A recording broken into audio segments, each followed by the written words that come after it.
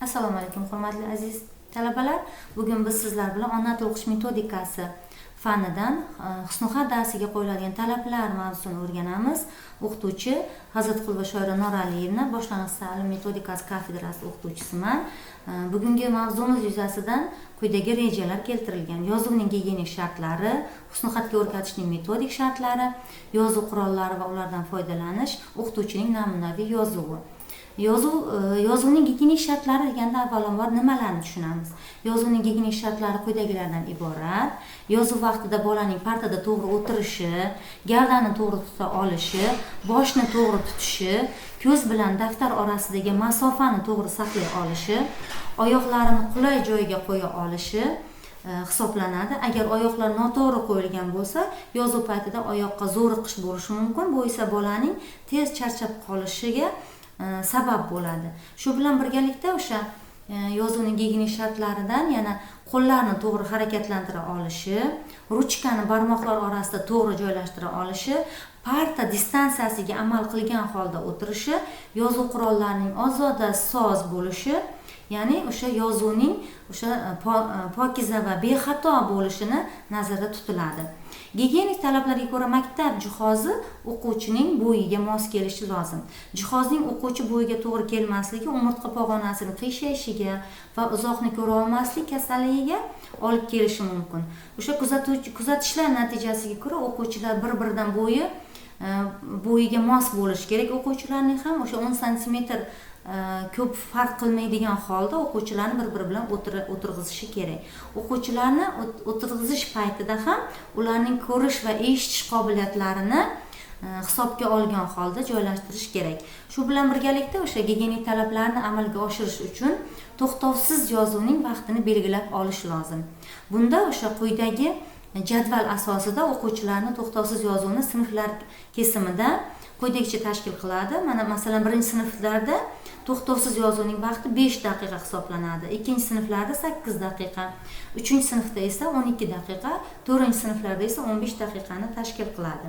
Bu vaqt davomida o'sha o'quvchilarni o'sha to'xtovsiz yozuvdan keyin albatta dam olish daqiqalarini o'tkazib yoki bo'lmasa o'sha harakatli mashqlarni bajargan holda qo'llarni dam oldirishlari mumkin. Yozuvning gigiyenik shartlarining eng asosiylaridan yana biri grafik malaka hisoblanadi. Bu grafik malaka birinchidan qo'l harakati malakasi hisoblanadi. Bu harakat birinchi qarashda muskul kuchiga asoslanadi.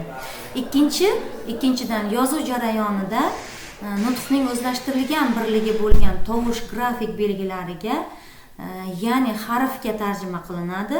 Bu yozuvga ongli faoliyat tusini beradi. Ya'ni o'quvchilar o'sha ongli ravishda eshitgan tovushlarini o'sha ongli ravishda harfga aylantirib yoza olish faoliyati hisoblanadi. Yozuvning ongliligi birinchidan tovush va harfning to'g'ri nisbatini, ikkinchidan bir qancha grafik va imloviy qoidalarga rioya qilishni, uchinchidan esa o'z fikrini, taassurotlarini, mustaqil fikrlarini, istaklarini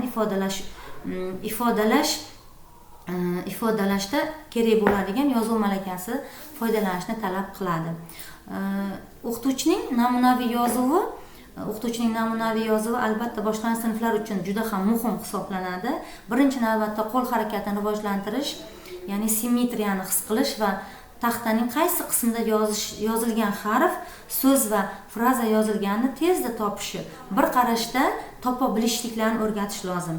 Ikkinchidan esa yozuvdagi kamchiliklarni tuzatib borish, ya'ni o'qituvchi bolalarning daftaridagi xato kamchiliklarni o'z o'rnida aniq ko'rsatmasligi natijasida bolaning yozuviga nisbatan e'tiborsizlik yuzaga keladi.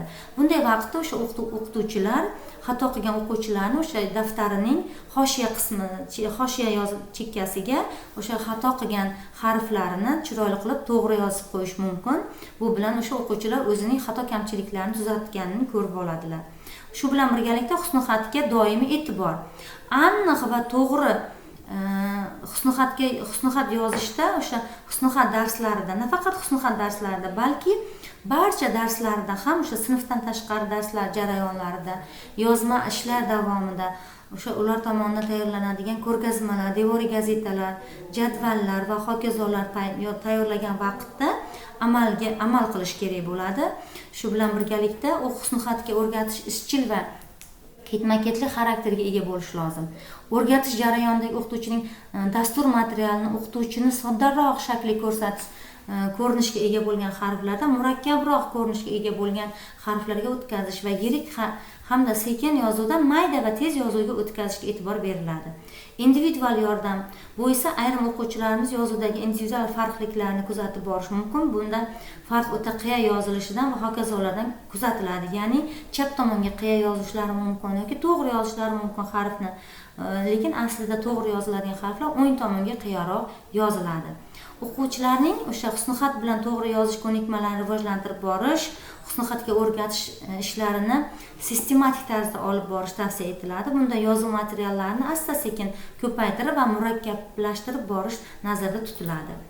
Bugungi darsimizning asosiy o'sha yozuv darslarida o'sha chiroyli yozish uchun ko'p jihatdan yozuv quroli va materiallariga bog'liq bo'ladi. Bunda yozuv qurollari va materiallari quyidagilar sanaladi. Ya'ni xat taxta, to'g'ri o'tir plakati, alifboning yozma shakli, ya'ni har bitta boshlang'ich sinfxonalarida alifboning yozma shakli bo'lishi shart. Harflar alohida yozilgan ko'rgazma, husnixat daftari, rangli bo'rlar, ruchka, yozuv daftari bular o'sha yozuv qurollari va materiallariga kiradi. Demak, o'quvchining yozuv qurollari va materiallarini muntazam tekshirib borishi muhim vazifa sanaladi. Ya'ni dastur talabi bo'yicha birinchi sinf o'quvchilari uchun yozuv yo'li 4 mm, bosh harflar uchun 8 mm bo'lgan qiya chiziqlari siyrak bo'lgan 2 chiziqli daftar tavsiya qilinadi. O'sha yozuv materiallari bo'lgan daftarni yuritish uchun quyidagicha talablar qo'yiladi. Masalan, birinchisi daftarga toza va aniq yozish, daftar muqovasidagi yozuvlar yagona talab asosida yozilishi, yon daftar qaysi fan uchun tutilganligi, nechanchi sinf, maktabning nomi va raqami, o'quvchining ismi sharifi ko'rsatilib o'tilishi zarur. Birinchi sinf o'quvchilarining daftarlari muqovasi o'qituvchi tomonidan yoziladi. Har bir daftarga hoshiya bo'lishi shart.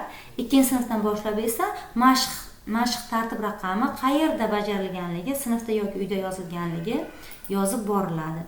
Yozuv materiali bo'lgan daftarni yuritishda quyidagi talablar qo'yiladi. Ya'ni harf yoki bo'g'in hamda so'zlarning tagiga ehtiyotkorlik bilan chizish, ya'ni tekis chizish, xato yozilgan daftar yoki harfiy birikmalarni namuna sifatida daftar hoshiyasiga yozib ko'rsatiladi. Noto'g'ri yozilgan harflarni bo'yash, o'chirish yoki qavs ichida olib qo'yishga ruxsat etilmaydi. Mashqlarni bajarishda matn yozishda xat boshidan yozish qoidalariga amal qilish talab qilinadi. Hurmatli aziz talabalar, shuning bilan bugungi mavzuyimiz shulardan iborat edi.